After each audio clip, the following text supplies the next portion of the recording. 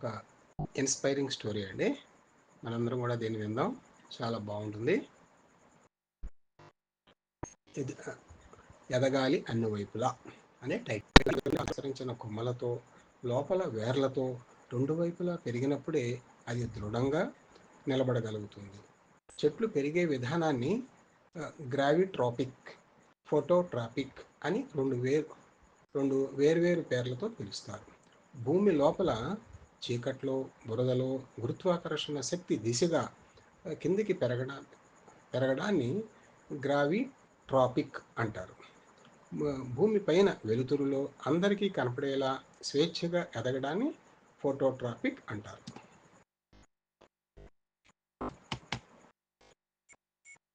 చెట్టులాగే మన ప్రగతి కూడా రెండు వైపులా ఉండాలి. ఒకటి అంతర్గతం, రెండోది బహిర్గతం. చీకట్లో మగ్గిపోతూ బురదలో కూరుకుపోయి ఉన్న భూమి లోపలి విత్తుని చీల్చుకుని వేర్లు బయటికి వస్తాయి. ఇంకా ఇంకా మట్టి లోపలికి చొచ్చుకుపోతాయి. అదే సమయంలో భూమిని చీల్చుకుంటూ లేత పైకి కూడా వస్తుంది మొలక కూడా పైకి వస్తుంది. అంటే రెండు వైపులా ఏకకాలంలో ఎదుగుతుందన్నమాట.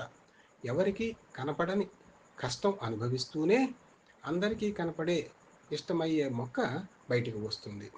క్రికెట్లో బ్యాట్స్మెన్ కొట్టే సిక్సర్ వెనక అతను సంవత్సరాల తరబడి చేసిన కఠోర సాధన దాగి ఉంటుంది.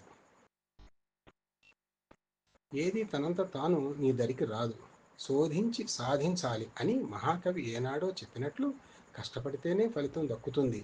పైగా బయట ప్రపంచానికి కనపడేది మన ఫోటోట్రాపిక్ విజయం మాత్రమే.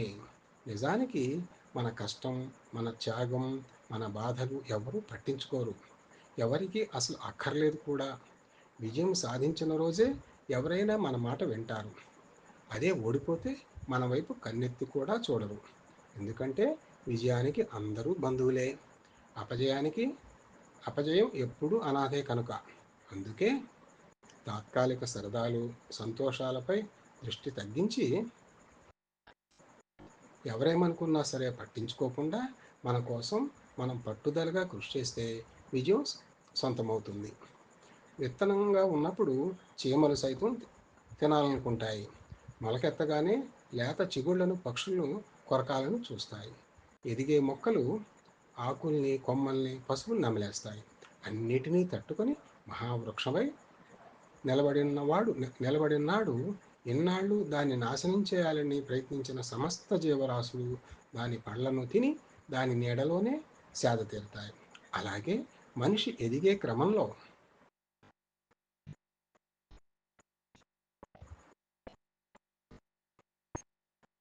ఎన్నో చికాకులు, సమస్యలు ఎదురవుతాయి.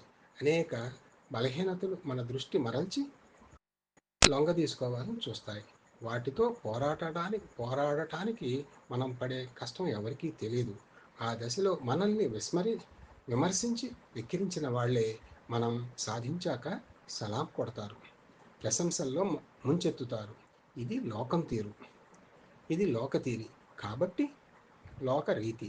కాబట్టి నీ నేనింత కష్టపడుతున్నాను, అంత కష్టపడుతున్నాను అని సెల్ఫ్ పిటీలో కూరుకుపోకుండా కనిపించే విజయమే లక్ష్యంగా ముందుకెళ్ళాలి.